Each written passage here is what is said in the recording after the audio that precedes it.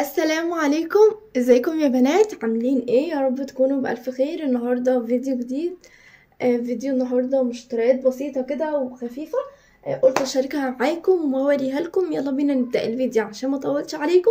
بس قبل ما نبدأ ما تنسوش تشتركوا في القناة وتفعلوا زر الجرس، كمان حطوا لي لايك عشان تشجعوني اعمل فيديوهات تانية كتير، وكومنت لو في اي سؤال او فكرة محتاجة اعملها في القناة. ويلا بينا نبدأ الفيديو.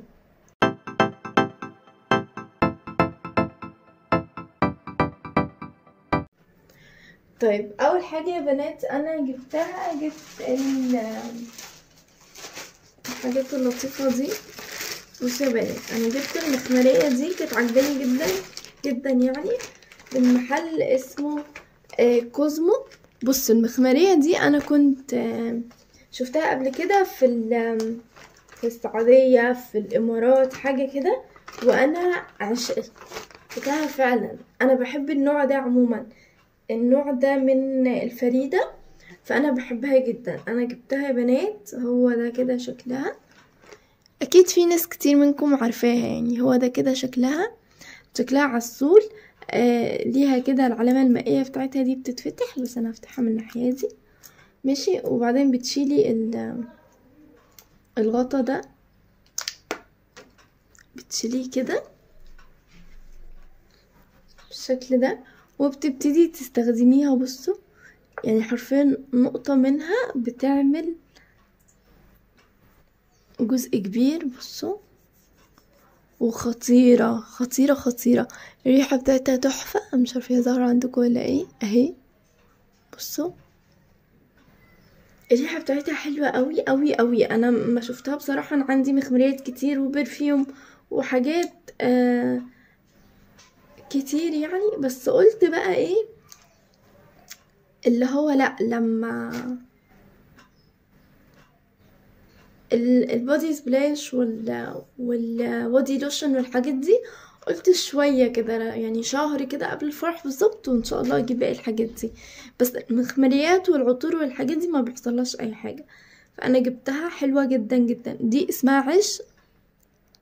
دي اكتر ريحة انا حبيتها قوي، وثابتة. بتثبت، اعتقد بتثبت يوم كامل، وتاني يوم بتبقى ثابتة، بس الريحة بتبقى خفيفة.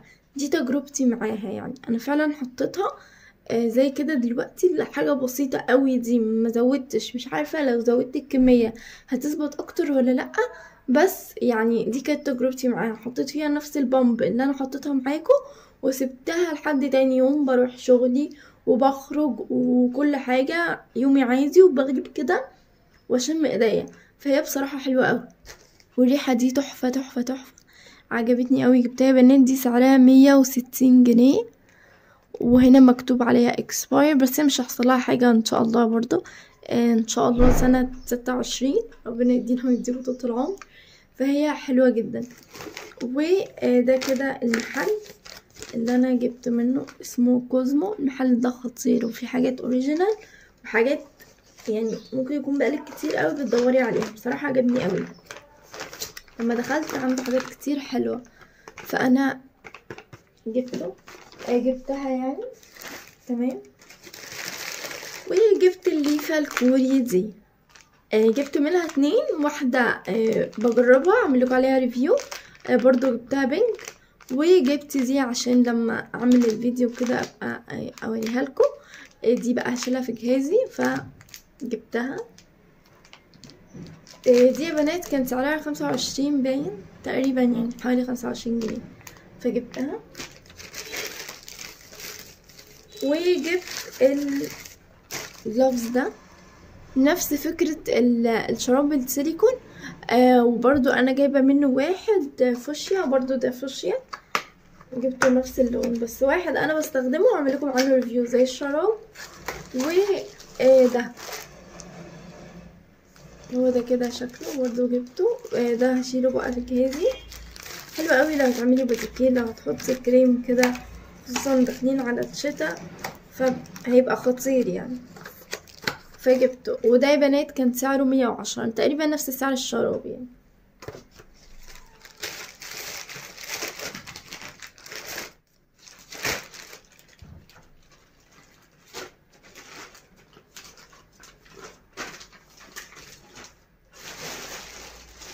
وجبت شويه حاجات كده هبله بس هوريها لكم يعني.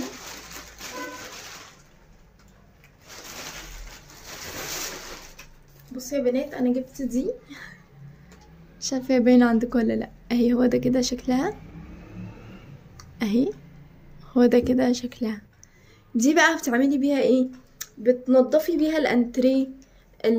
بس في الاصغر منها تقريبا، ممكن اخلي الاصغر منها الانتريه، مش عارفه. بس دي بتبقى حلوه لو هتنضفي مثلا فوق الدولاب.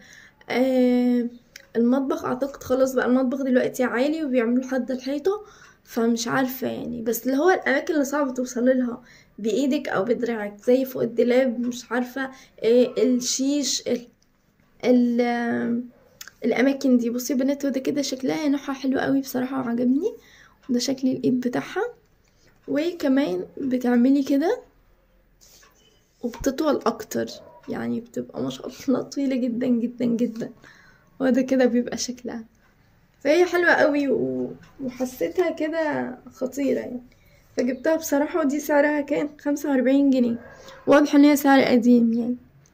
فحلوه قوي. ما كنتش جبتها، فدي عجبتني قوي فجبتها. وجبت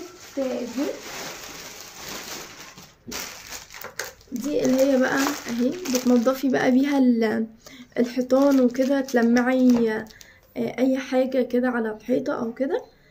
فجبتها. بصي يا بنات، انا جايبة ماشين، حرفيا ماشين فيها اكتر من غيار باكتر من شكل.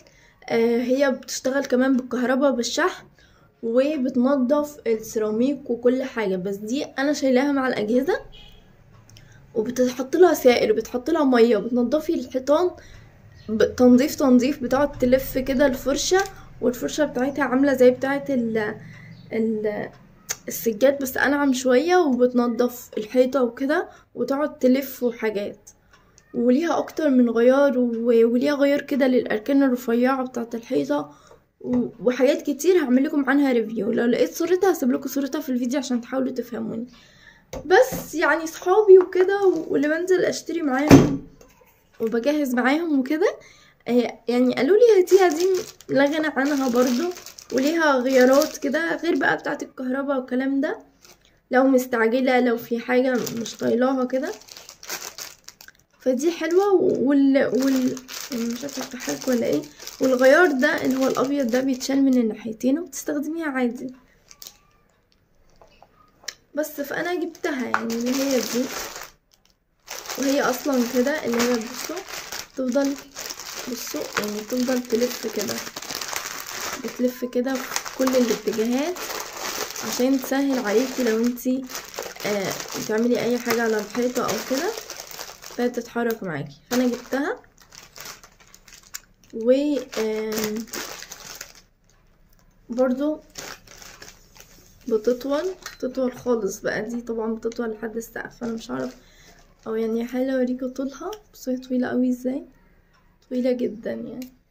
بس فهي حلوة وسعرها مش غالي يعني، فقلت خلاص اجيبها بقى وخلاص. ودي كان سعرها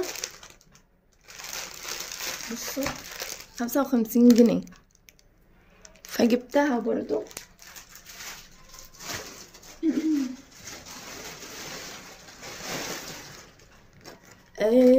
دي من مول اسمه، او الاتنين دول يعني من مول اسمه مول طنطاوي. هو معروف عندي هنا في سوهاج. ده العنوان بتاعه، وده رقم التليفون. تمام.